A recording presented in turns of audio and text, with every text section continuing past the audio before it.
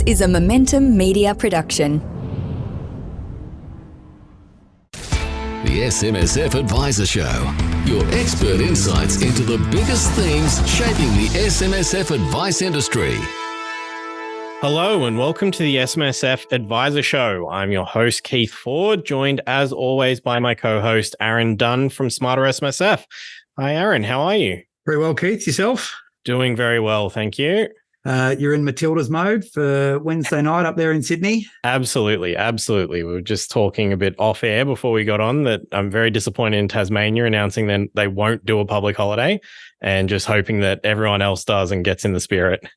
Yeah, well, here in Victoria, we are, of course, up in the air as well. So, yeah, but anyway, we're all on the Matildas. At least we are uniform in that approach. That's it. And we're getting ahead of ourselves. It's only the semi-final on Wednesday night. So, we can't get out over our skis too much. Yeah, correct. And we're not here to talk about Sam Kerr and Mary Fowler. We are here, of course, to talk about self-managed super funds. So, Keith, I'm going to hand over to you to talk about what's making news. Absolutely. So we're going to begin today talking about some of the reporting changes that have come in. So you'll obviously give a bit better context than me, but the idea essentially is that for some annual reporters for TBC, they will now have to do things quarterly instead of just annually.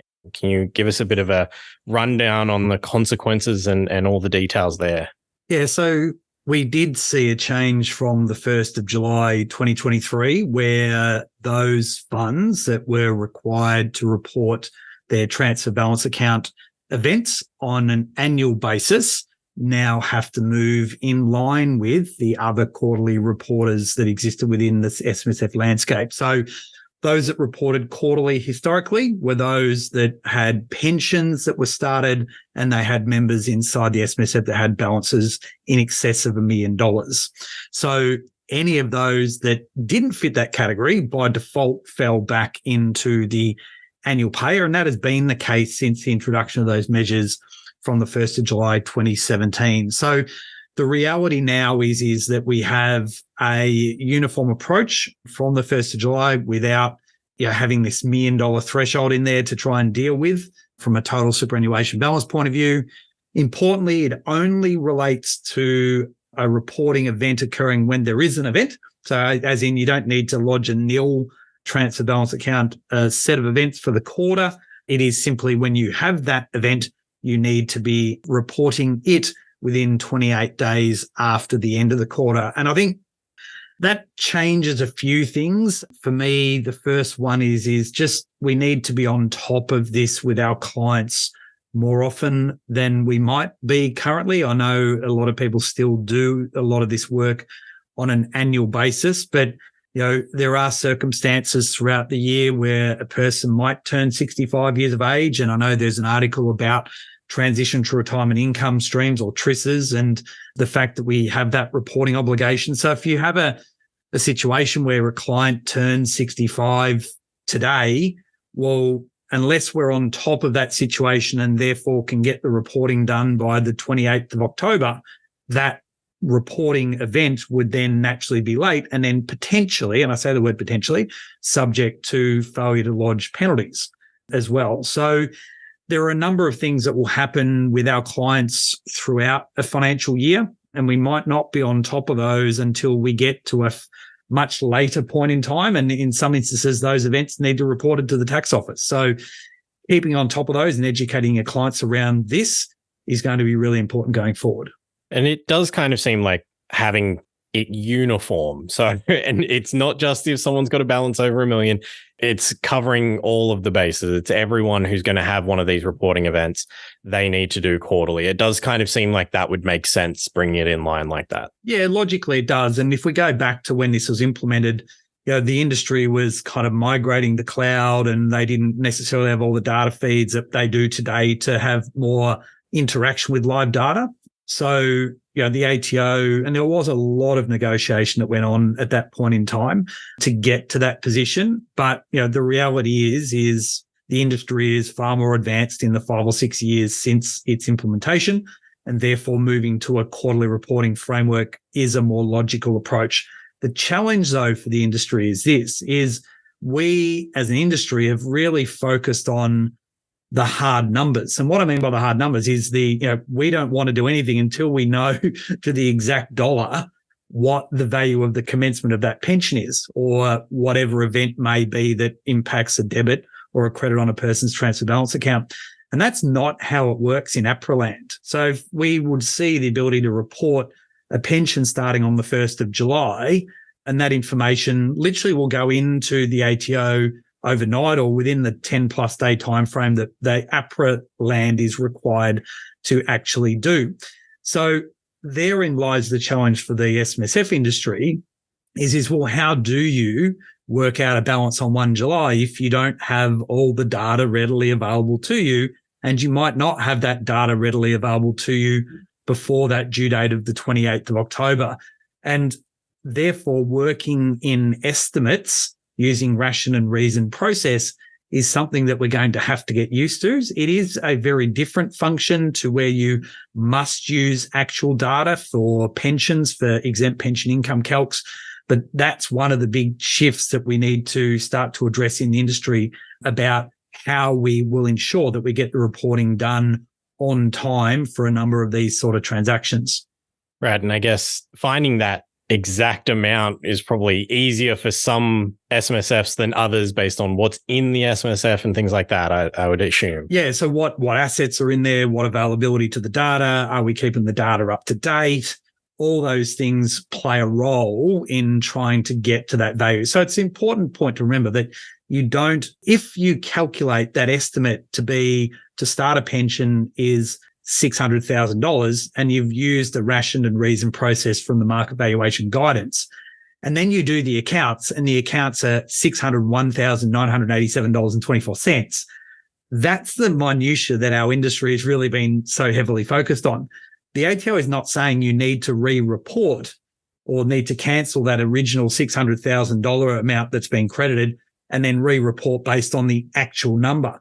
The only time that you need to use that actual number is when we get to the end of the year for the exempt pension purposes. And that's what happens in APRA land is you end up with estimates to using that ration and reason process, getting the reporting done and then moving on. And the pension documents would again support that process that has been done. And that is, like I said, the challenge that presents itself within the SMSF industry today, and those that have to now move to regular reporting for all of their SMSF clients paying income streams. Absolutely. And so just getting used to the idea of not having the firm number. Yep, absolutely. So something that came up pretty much as soon as we finished recording our podcast last week is that the government's actually commented on the objective of super. They must have been listening to us. They knew that we were antsy to get some detail.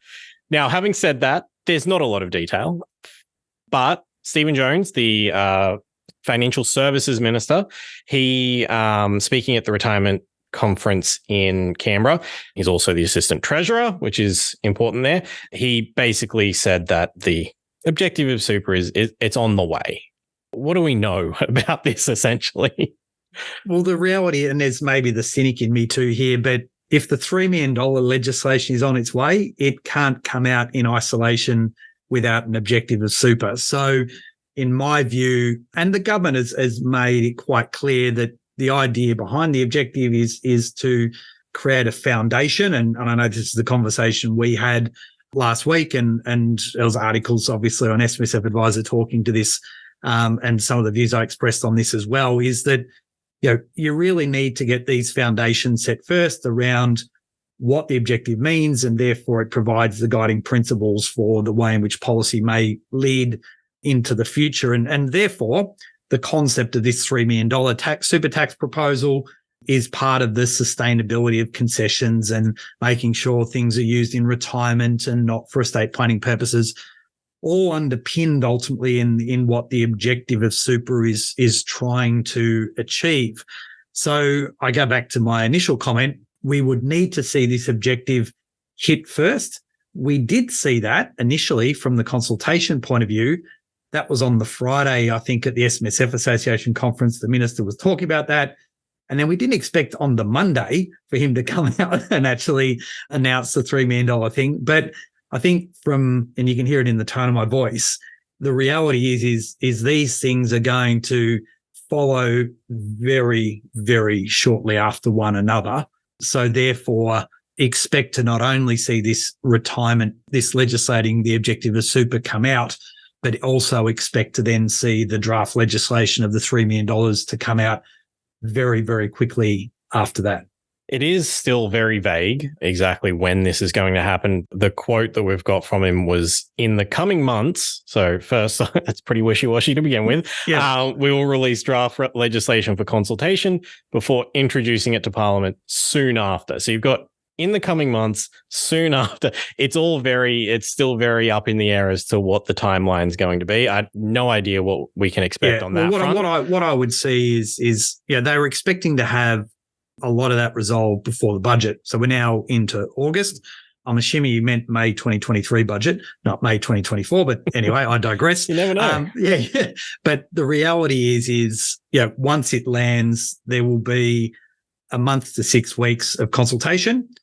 All that feedback will be taken on board. It'll get drafted into the exposure draft, and then it will basically go straight into the House of Representatives as a bill to be tabled. And then I would expect it'll take a little bit of time from there, because the Senate will then play a role in it to see whether there's any concerns that have been raised through consultation that the government maybe hasn't adequately addressed.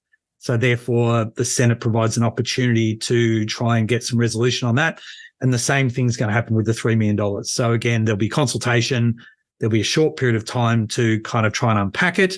It'll go into bill, into Parliament. And then again, the Senate is where I see a lot of the industry that are opposing this to play a key role in trying to get senators to understand the impact, hopefully go to some sort of Senate committee for further recommendations. And then whether it does and doesn't get through in its current form, the government may move from that form, but we need to wait and see. So we are getting closer, but there's going to be a fair bit of political football that's going to happen, I would suspect, over the next 4 or 5 months before they close for the year.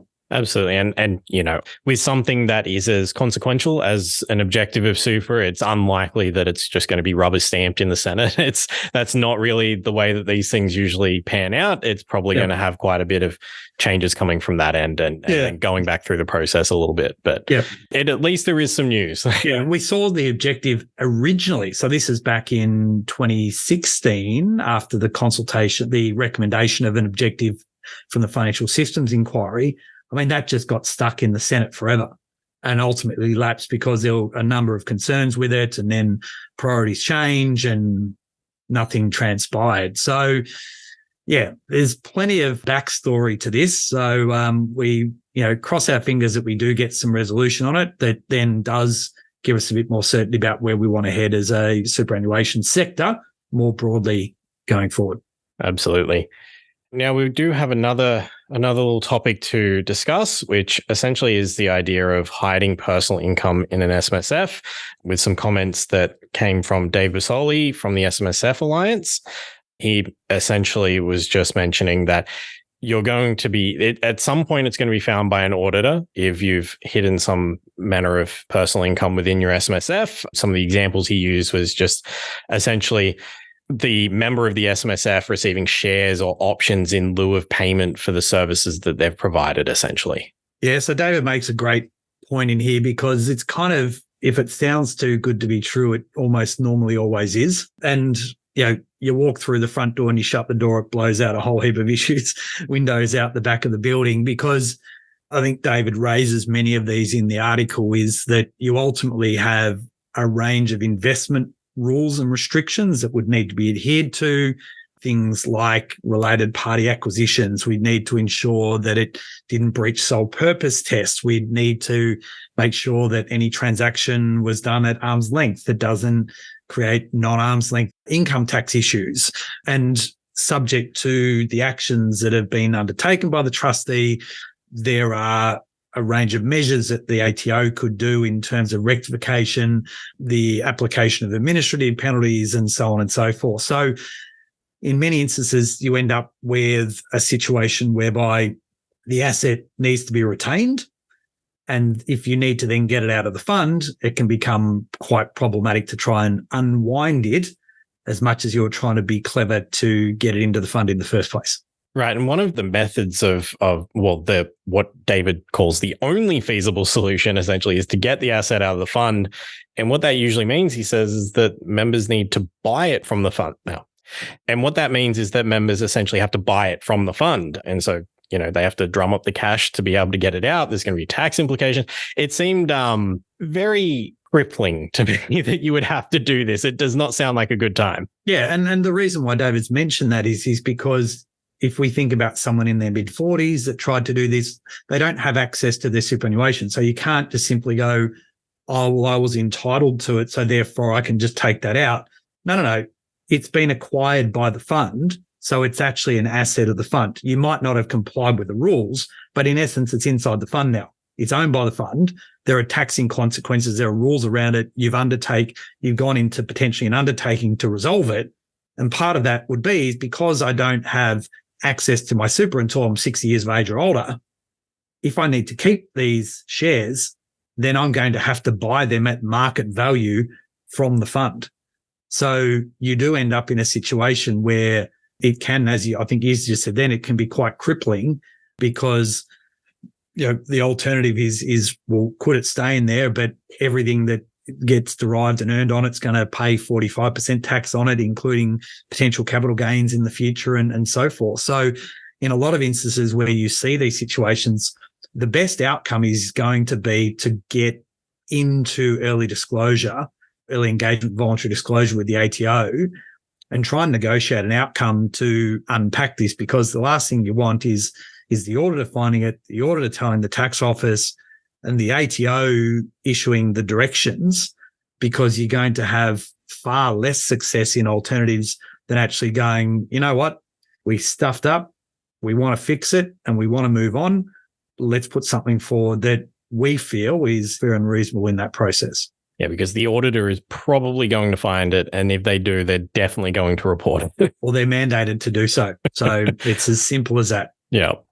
So we're going to take a quick break now. When we come back, we'll have an interview with Greg Hansen from Hub24 and Jo Hurley from Class. We're going to be talking about the rise of the Millennial SMSF trustee. All right, we're joined now to talk about the rise of the Millennial SMSF trustee by Jo Hurley, who is the General Manager of Growth at Class, and Greg Hansen, who's the Executive Group Strategy at Hub24. Welcome to the show. Thanks, Keith. Wonderful to have you here. Before we kind of jump into the main questions, I thought it might be good for the audience to get just a little bit of rundown on both Hub24 and Class and what you do as a company. Go on, Jay. Well, Class has been an SMSF software business that really revolutionised the administration of SMSFs many years ago, being the first cloud-based solution. We're really proud to have been leading the way in SMSF technology for a long time and looking to continue that innovation and our relationships within the SMSF market. And Hub24 is best known for its custodial and non-custodial platform. But we also we're big believers in SMSF and the future of SMSF. So we acquired Class last year and their market-leading capability. We also spent a lot of time and effort working on technology and database solutions for financial professionals. Cool. And I know that there's a lot going on in the SMSF sector. So I'm going to start with you, Jo. I just wanted to ask you about the principal catalysts propelling the sustained expansion of the SMSF sector as a whole. Sure. So look, I think SMSFs are really a vehicle that has always been popular in times of uncertainty. So yeah, it's been a consistent, sustained growth pattern, I guess, so over many years. I've been in the industry since the mid-90s, and I guess it's always been one of those things where nerves can happen, I guess, when markets get volatile or there's a lot of change in legislative change and things like that. But having been in the sector for a long time, I can safely say that, legislative change and, periods of uncertainty, rising interest rates, all these kinds of things, they come and go, and SMSFs continue to show a steady pace of growth. And I think that really is reflective of the fact that there's the drivers for getting into SMSF and taking more control over super are probably even more prevalent in times of uncertainty. So, legislative change is just part of superannuation. It's, like superannuation is created by legislation. It's driven by legislation. And, a lot of the time, a lot of the opportunity we've had in the SMSF space and a lot of the strategies, all of the strategies that we implement to help people control their, retirement savings and have that greater sense of control is driven by legislative change. So I'm always looking at these periods of uncertainty or change as opportunity for SMSF growth, and no more so than now. I think increasing accessibility, affordability, there's a lot of reasons, and even awareness. So an increasing awareness and visibility of SMSF, I think, is continuing to drive that growth. So we've seen really good, strong growth numbers in SMSF over the last 12 months, and we certainly want to help to kind of continue to drive that growth. Yeah, and at that point of having that control, that extra amount of, you're not being at the mercy of what a APRA-regulated fund is doing. You can do things in a bit of a different way. You've got a lot more options. It's certainly something that I can see being appealing to a broad audience. Yeah, there's flexibility to move and flow when changes happen, and I guess also even an increased accountability, which a lot of people respond well to, so having that increased accountability, being a trustee of your own funds, being in control of the bank account, having to, keep more up to date with the rules and engage more regularly with an advisor. These things are really good, positive things and things that people respond well to. And when you have a look at, I guess, the average superannuation balance at retirement in an SMSF versus in a retail fund, or you can really see there's a significant difference. Yeah, absolutely. And in some ways being targeted by legislation because of the larger funds, but we don't have to go too deep into that now. We've had plenty of talk about that. Yeah, look, I think, at times targeted by legislation, but sometimes, we think that it can also be just a reflection of still the policymakers' lack of understanding of SMSF and the impacts of some of the policy changes that they make. Potentially some of the policymakers have never had their own SMSF and just don't understand the way that they work, rather than being targeted necessarily.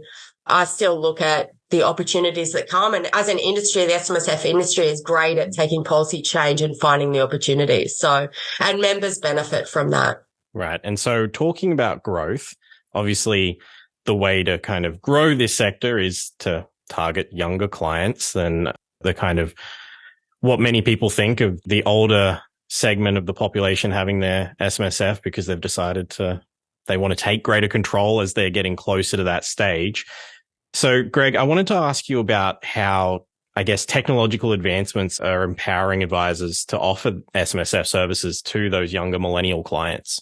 It's a great question. Well, I think a lot of those millennial clients are interested in SMSFs for the same reason the older clients are interested in the SMSFs. You've already spoken about flexibility and control and optionality. So, in our experience, a number of younger consumers, millennials in particular, are very engaged with their financial situation, and they will have an SMSF at some point in their future. They want that control and they want the benefits that come from an SMSF. But their experience to date has been interesting. They go seek financial advice. They've got high incomes generally, particularly as a household, but their superannuation balances are still growing and they don't have large superannuation balances. When they engage advice, typically, licensees have paid very close attention to ASIC's pronouncement that they're going to look closely at recommendations to establish an SMSF with less than $500,000. And so the advice to this point has been to stay in an APRA-regulated fund and grow your balance until a point in time when you've got a larger balance and you can make that transfer. We think there's a whole range of disadvantages to that, and one of the main ones is the fact that there's capital gains tax built into the unit price of APRA-regulated funds, and so what you're doing by growing your balances is growing your disadvantage over time. So by the time you do make that transfer, you are at a substantial disadvantage potentially to what you would have been within an SMSF. So what we're looking at is how do we incubate that next phase, that next area of growth for SMSFs? And that was part of the problem there was about certainly about ASIC's pronouncement and ASIC's standards, which have now been modified and changed based on a whole lot of very good research. But it was also about the difficulty and the cost and time of establishing and running an SMSF. So what we've been able to do is combine the capabilities of Hub24 with its investment administration, Class with its superannuation SMSF administration, and now Infinity with its fund establishment and documentation and the like, and package up those solutions to offer a low cost, a much more retail-like experience for financial professionals and for trustees, to give them access to most of the benefits of a full SMSF, but in a much more streamlined way. So it's a bit like SMSFs on guardrails, if you like. It's still you get a standard deed, which is fully flexible, but packaged within those services are things like the audit and all the accounting work and the like. So we can bring technology to simplify that process. Now, it is generally meant to be an incubation service, so we can do that by restricting the assets to our IDPS list, to our wrap platform list. And what that means, again, is there are some guardrails around that. Trustees are less likely to get themselves into trouble by accessing cash early or by investing in things that are too aggressive. But over time, there's going to come a point in time where they're going to want to invest outside that list. And it might be direct property, or it might be a range of unlisted assets, for example. And we've designed the service in such a way that at that point, you can just move the administration to a more traditional provider of those services. The trustee is fully flexible, so we're enabling that to happen. So from our perspective, we're bringing technology to help grow the market and expose more people to SMSFs over time. Yeah, and I guess there's still that slight stigma of people thinking that millennials are, like 20-year-olds, when it's we're talking in many cases late 30s, early 40s, or you know, I don't even know what the cutoff is necessarily. I can't remember, but it's like, I don't know if there's any millennials under 30 now. Typically with very good incomes, and if they're a part of a couple, then you could have very strong financial background. They've got an income superannuation balances that are very fast growing. So even though they might not be the traditional SMSF heartland, we think they're in a very important growth. Well, it's in their best interest generally, if they're engaged with a superannuation, to be in an SMSF environment. How do we get them in there sooner? Right. And so, Jo, I wanted to turn to looking at how, I guess, the integration of technological advancements can empower accounting firms to provide those comprehensive SMSF services that are tailored to meet the specific needs and preferences, I guess, of a millennial clientele. Yeah, excellent question. And I do love your comments about millennials as well, by the way, because I think millennials, it's such a headline, like as though, and it's kind of easy to sensationalize as well, as though they're kind of too young and not, don't have the experience or whatever. But when you think about like the amount of decisions that generation has already made in their life, getting married, having kids, buying houses, in debt, out of debt, like starting businesses, SMSFs really go alongside that. And I think this is where, the expectations of millennials, we need to have a think about when we're thinking, what does technology need to deliver to SMSF members in this new era of online information and kind of really, real-time access to all kinds of financial information to help me make better decisions. And accounting firms have access to this technology already. It's just having a look at how are they actually using that technology and how are we working with the accounting firms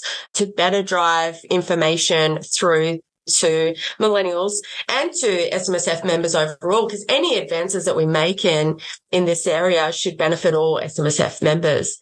And you'll find that, I guess, as members also get older and they're more mature in their SMSF journey, that they are looking for better information and improvements all the time to help them consistently make decisions, particularly at critical life moments.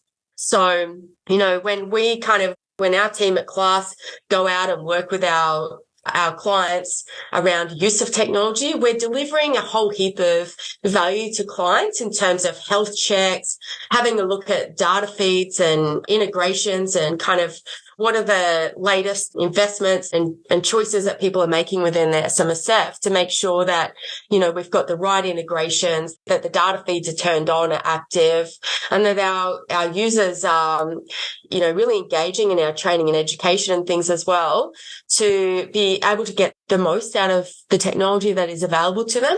And also opening up, I think, access to that information to their clients as well, to help them make better decisions. Yeah, I think that point of, while it's doing things that are going to incentivize millennials and cater to their needs, that it benefiting everyone in an SMSF is a really good point, I think. So I wanted to talk about advisory firms. So I might put this one to Greg. How are advisory firms adapting their practices to effectively serve the evolving demands and expectations of clients within this kind of current landscape?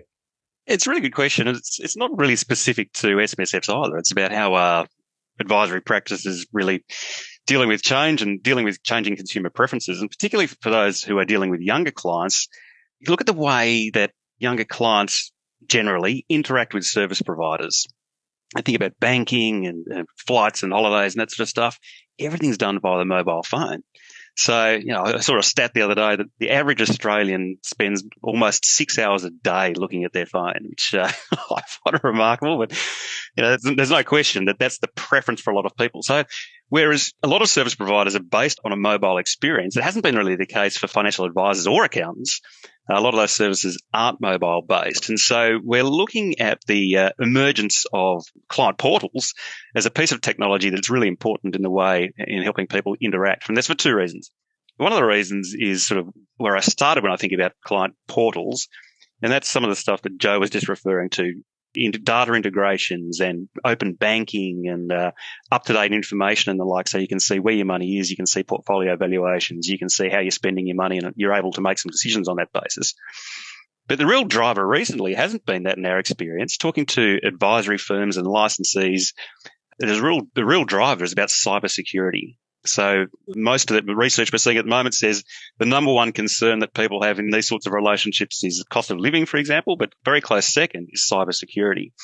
And if you look at points of vulnerability, the transfer of personal information from a financial professional to an account to a client and back again is one of those real problem areas. If you're emailing that sort of information back and forth, you're exposed to risk, and if you have a cyber incident, that's going to have a massive impact on your business.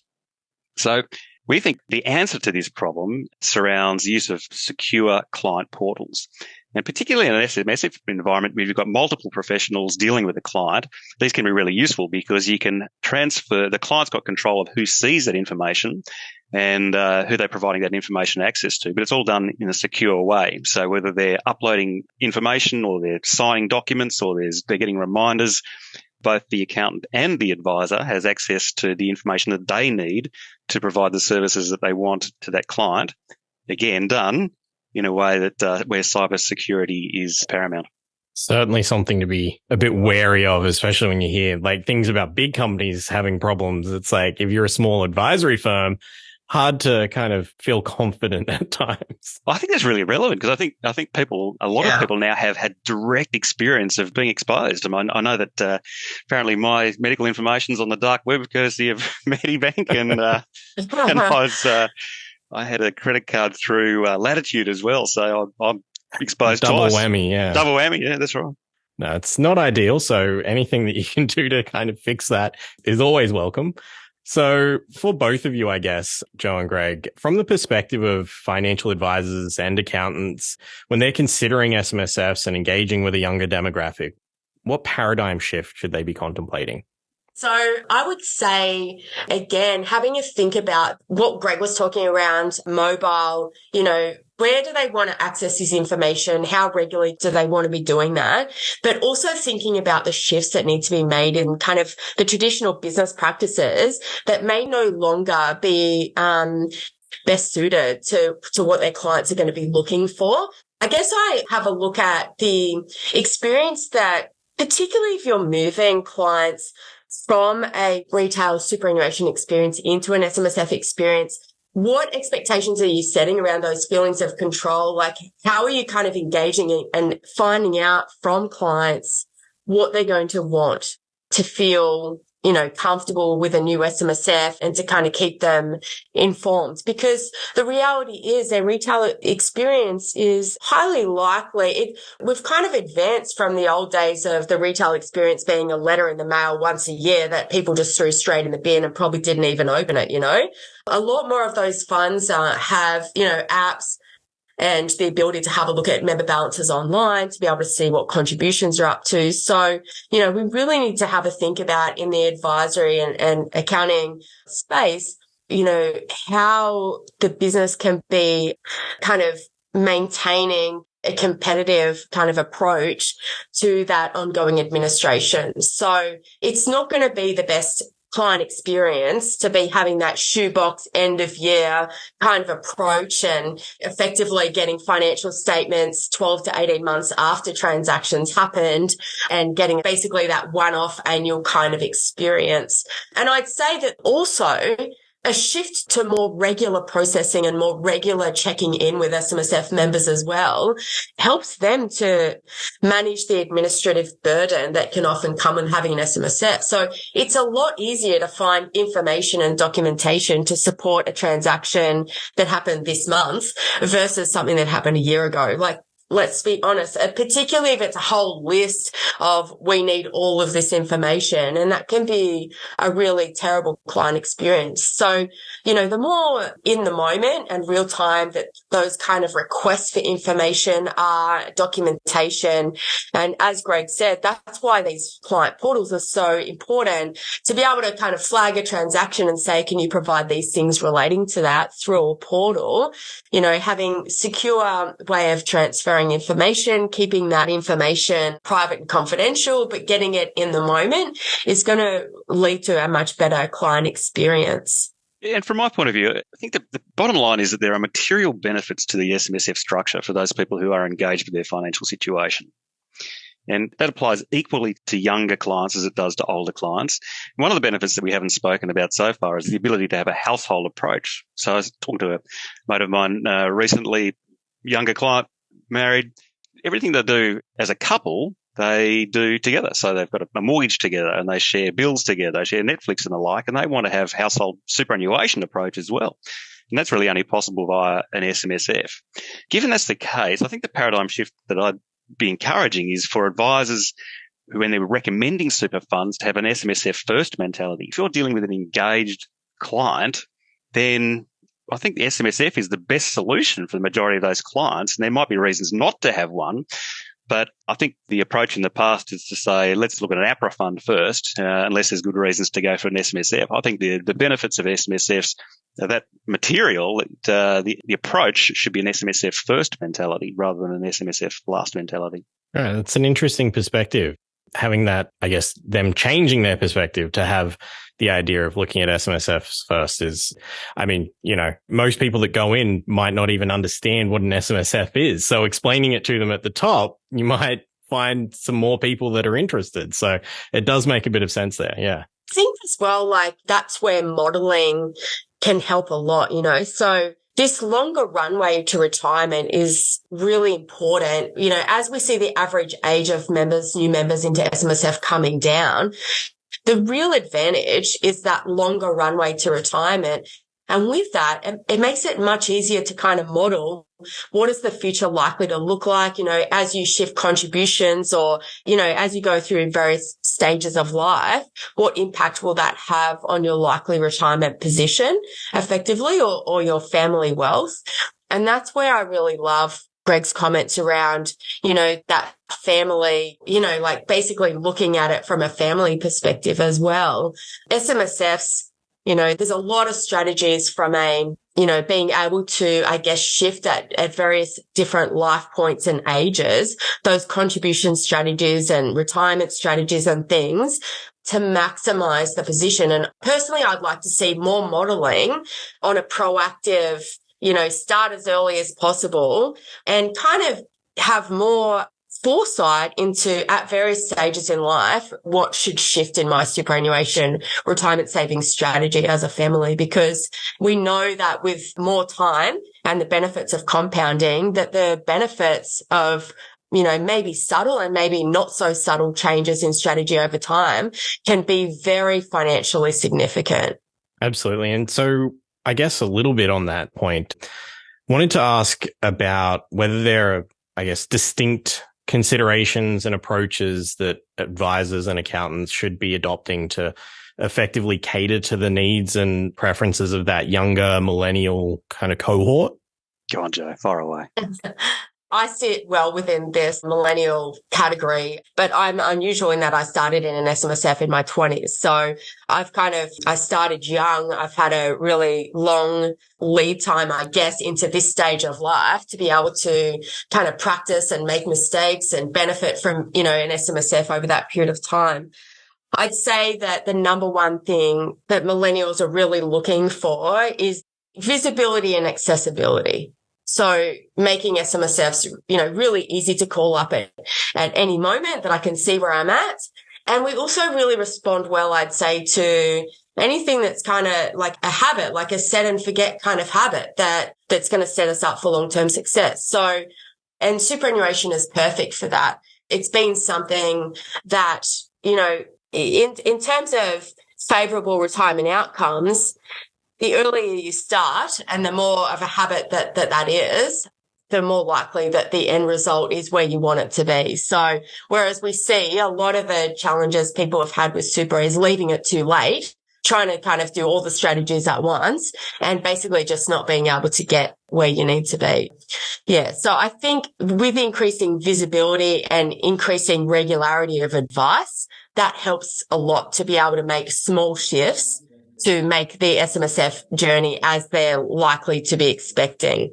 If millennials come into SMSF and they're being promised control and a better experience than retail and they come in and suddenly nothing, it's invisible, they're not hearing anything, they don't know where they sit and, they feel like they don't have choice, then they're probably going to reject it pretty quickly. And I do remember that some comments at the SMSF Association conference actually around looking at wind-ups and, whether wind-ups could be an indicator of us failing to meet expectations of new members. So I'm actually interested in how we would measure that more in the future to have, new members come in and start and then exit because it hasn't met expectations. And we need to be very wary of that. And setting expectations is a great lead into to one of the points I was going to make. And that is about the expectations largely of the younger generation is that investments are going to meet their ESG preferences. And I think there are two statistics here that I think are most relevant. One is that if you are aged over 60 and you live in a capital city, then statistically, and I'll emphasize statistically, you're the least likely person to consider ESG implications when making investments. But by contrast, generally speaking, ESG considerations are very important for the younger generations. Now, again, a really relevant statistic here, and this came from some research by Stanford University, is that 83% of investors wanted their personal preferences reflected in the voting of mutual fund managers. They want 83% wanted their personal preferences. Now, the study went on to say that their personal preferences are completely different. So there are some that emphasized environmental considerations and there are some that mentioned, emphasized social considerations, for example. But even within those categories, the preferences and the values of the individual consumer varied greatly.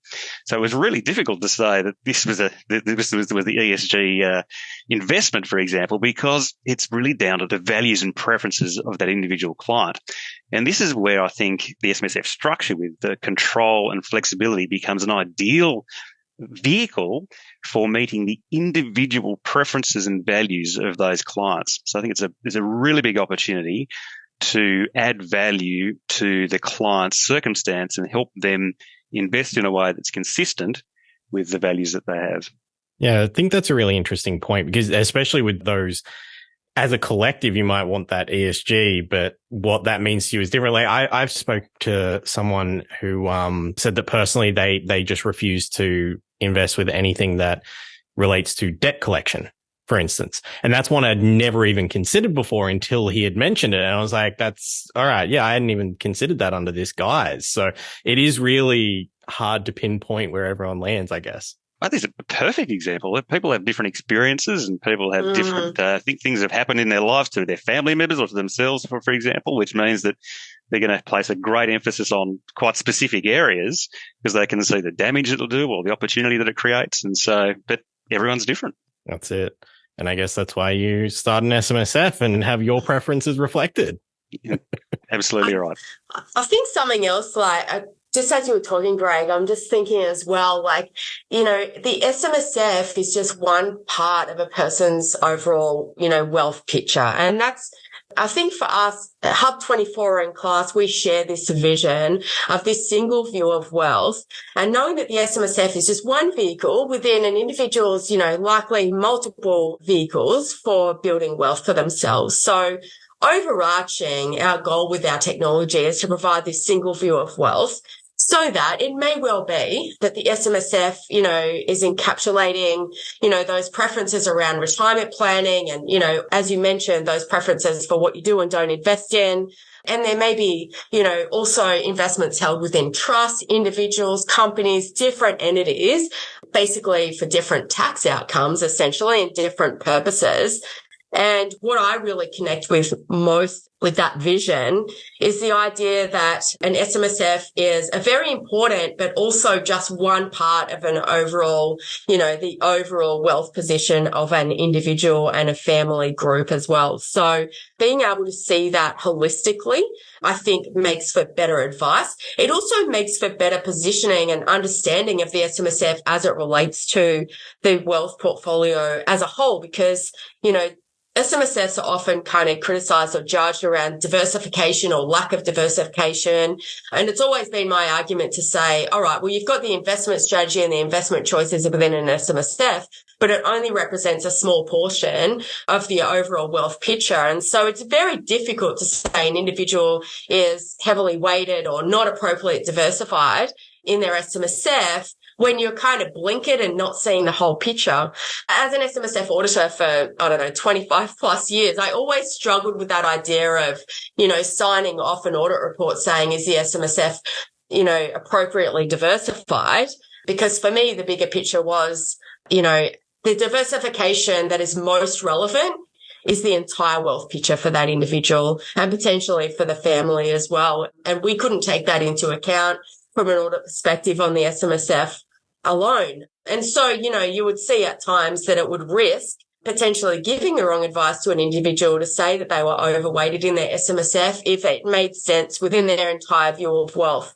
That's what I think millennials want to see in terms of that technology. It's kind of bringing that all together. And, with Hub 24 acquiring My Prosperity recently, that's a big part of that we can bring all of that together and bring the SMSF into the picture so that it's not kind of sitting outside and being judged separately, that it well and truly sits within the entire wealth picture. And, all of that work that we're doing to kind of bring that single view of wealth is something that millennials, I think, will really value a lot. Well, thank you very much both for your time and joining us here on the SMSF Adviser Show today. It's been great. Thank you. Pleasure. Thanks for having us. Thanks so much. Right, we're back now, joined again by Aaron Dunn to wrap up the news of the week. Aaron, what did you find interesting from the news this week? I think the fact that we're a month, 6 weeks into the 1 July 2023 change for transfer balance account, it is going to have a pretty profound impact on the way in which that reporting is going to have to be done. So we do have our first date coming up being the 28th of October. So importantly, that's going to capture not only the first quarter being 1 July through to the 30th of September, it's actually going to capture all of those annual reporters that had events from 1 July 2022 through to 30 June 2023. So there's actually a fair bit of reporting that needs to get done on that kind of first quarter of this financial year. The ATO haven't come out and said that they're changing their approach to failure to lodge and whatever. They've really been 5 years or so, they've been in an education mode.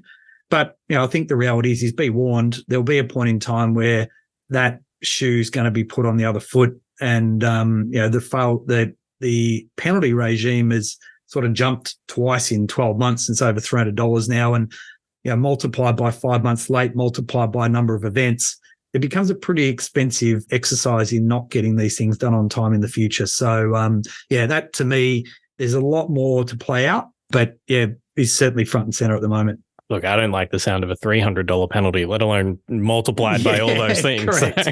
Absolutely.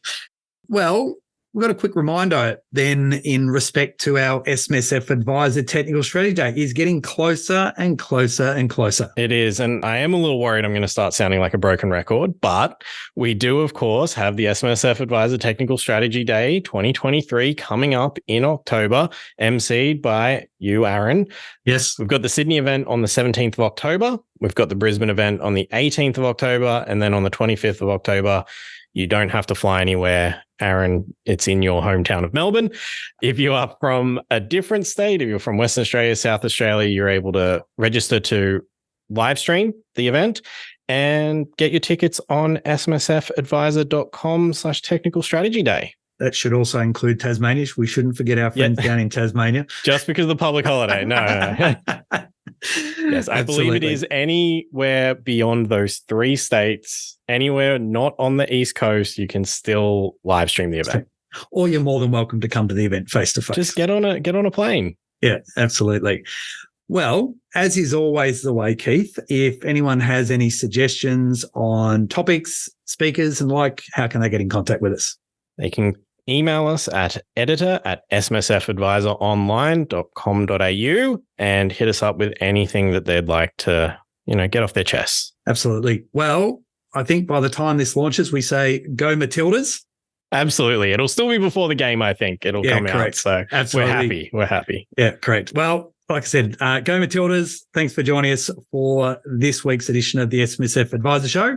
Have a great rest of the week and bye for now. The information featured in this podcast is general in nature and does not take into consideration your financial situation or individual needs and should not be relied upon. Before making any investment, insurance, tax, property or financial planning decision, you should consult a licensed professional who can advise whether your decision is appropriate for you. Guests appearing on this podcast may have a commercial relationship with the companies mentioned.